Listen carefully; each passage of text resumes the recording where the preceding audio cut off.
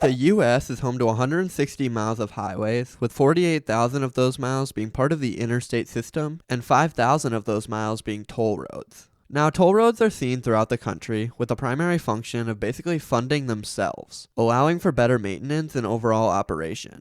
These highways are seen in a lot of places, but much like everything else in the US, there's a ton of variability, with some states loving the idea of paying to drive on their roads, and some states putting it on their mother that this is the most annoying highway building tactic possible.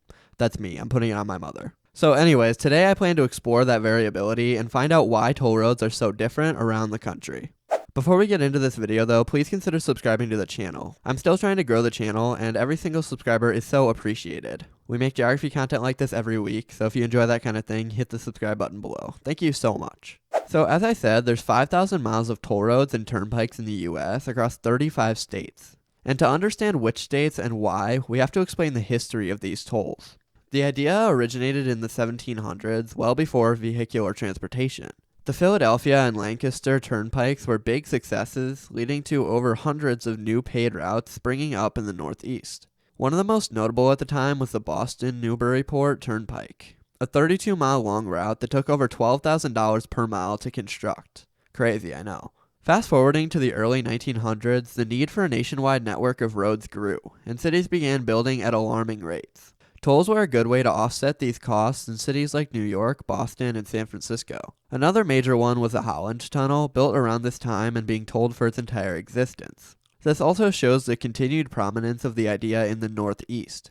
We then get to the Pennsylvania Turnpike in the 1940s, which was one of the longest and most important tolled roads for cars. And this led to most north and northeastern states building long-distance highways as turnpikes, like the Ohio Turnpike in the north part of that state, or the New York Thruway from New York to Buffalo and to the Pennsylvania border. So we know the idea was important before the interstate system, but when the act was passed in 1956, it was to be created through tax dollars rather than tolls.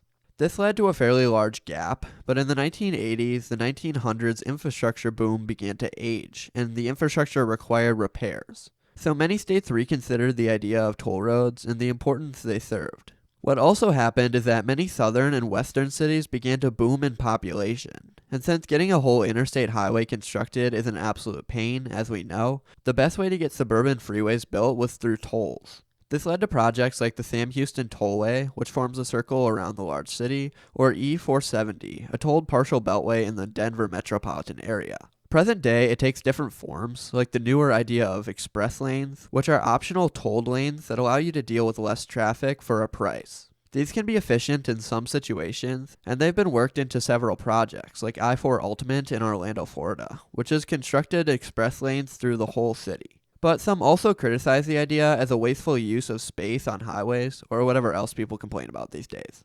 So with that, let's look at the current map of states with toll roads. Historical factors previously mentioned resulted in a dominance of toll roads in the Northeast. Somewhere like New Jersey has the Garden State Parkway, which runs up the eastern part of the state, and the New Jersey Turnpike running up the west part of the state.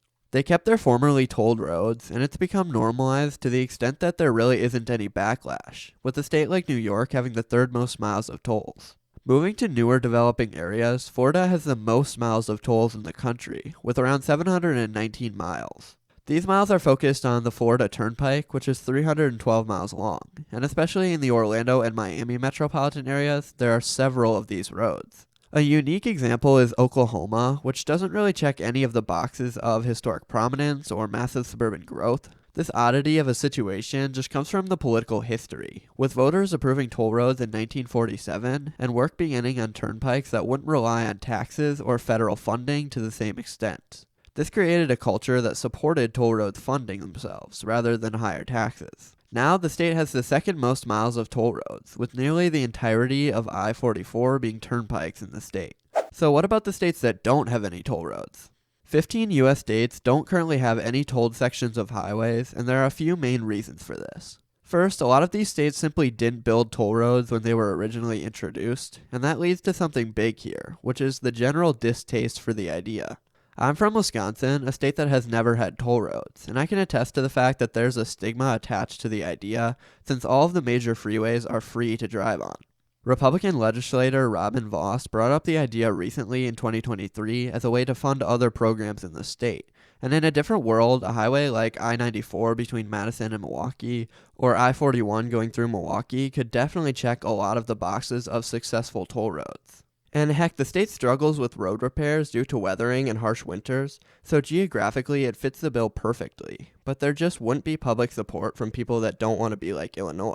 Moving out west to states like Idaho, Montana, Wyoming, Iowa, and the Dakotas, this is a much easier explanation. The turnpikes just can't be justified. See, the thing about these toll roads is that they take a good amount of money to operate, and with them sustaining their own conditions and having to pay people to run the tolls and stuff like that, this means there needs to be enough drivers to break even.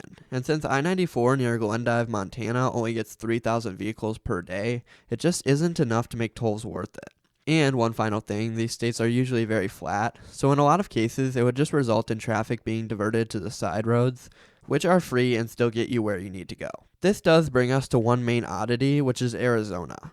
This state seems to be the main one known for having no toll roads, and it doesn't make a ton of sense. It's a southern state with multiple cities growing very fast with extensive freeway infrastructure. In fact, Arizona has a ton of state highways and not a lot of interstates, so you'd think these state highways would be tolled, but they're not. Well, it seems as though this comes from Arizona, and especially Phoenix, funding their freeway projects mostly off of increased sales tax. Notably in 1985 and 2004, when it was raised specifically for projects like Loop 101 and 202. Diving into the history though, we all know Phoenix did not start to boom until much later on, in the 60s onward mostly. By that time, the anti-toll culture had already formed, and everyone hated the idea. So in these states, it just became too divisive of a topic, and it can't really happen.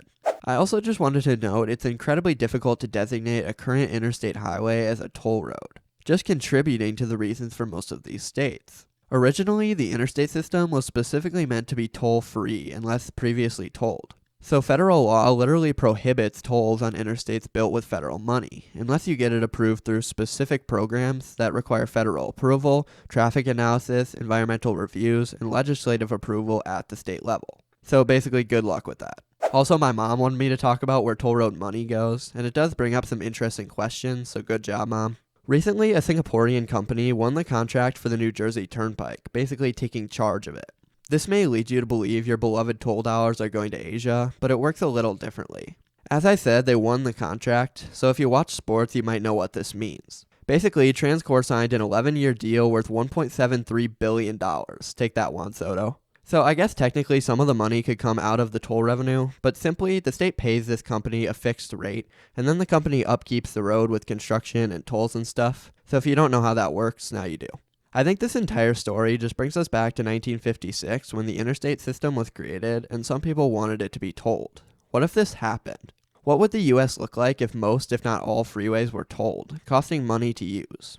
I think traffic would be much more spread out onto arterial streets and other highways, and it could possibly result in urban freeways being much less required, leading to an earlier death of the idea.